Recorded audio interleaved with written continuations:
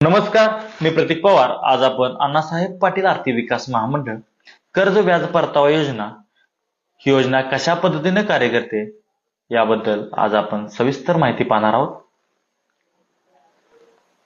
या योजनेचे प्रामुख्याने दोन गटात वर्गीकरण झालेले आहे. वैयक्तिक कर्ज व्याज परतावा योजना व गट अथवा समूह कर्ज व्याज परतावा योजना.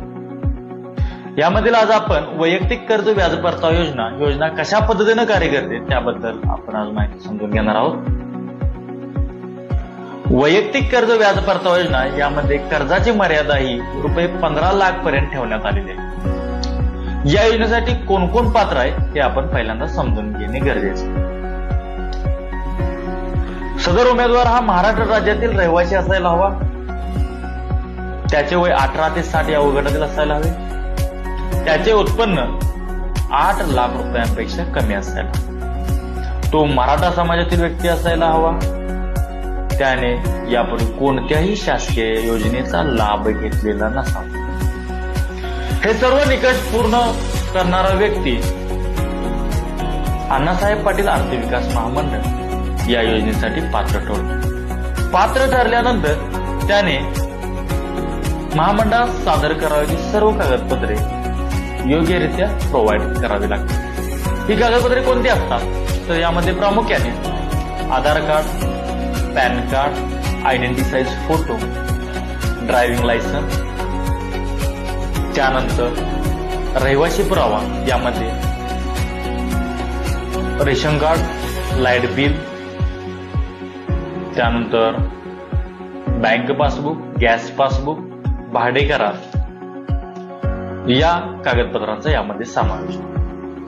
त्यानंतर उत्पन्नाचा पुरावा, यामध्ये तहसीलदार यांचा उत्पन्न दाखला अथवा ITR आपण सादर करू शकतो. जर आपण ITR सादर करणार असाल आणि सदर उमेदवार अथवा अर्जदाराचे लग्न झाले असेल तर त्याने पती पत्नी दोघांचेही ITR सादर करायला. त्यानंतर त्याने कास्ट सर्टिफिकेट अथवा शाळा सोडलेला दाखला सुद्धा सादर करायला हवा. त्यानंतर प्रकल्प अहवाल, सेल्फ डिक्लेरेशन व लँडलेस डिक्लेरेशन ही कागदपत्रे सादर करावी. ही सर्व कागदपत्रे उमेदवाराने ओरिजिनल अण्णासाहेब पाटील आर्थिक विकास महामंडळाच्या वेबसाईटवरती जाऊन ही सर्व कागदपत्रे योग्यरित्या अपलोड करायला हवी. ही कागदपत्रे अपलोड केल्यानंतर महामंडळ LOI जनरेट करून देते.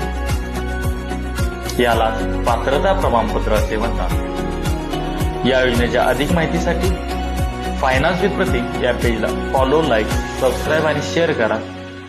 धन्यवाद.